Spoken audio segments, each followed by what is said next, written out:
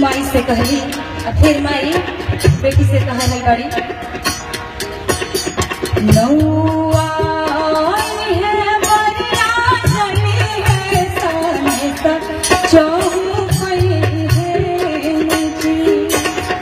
नौआ है बरिया चली है साने सा चौपई है जी संजय भैया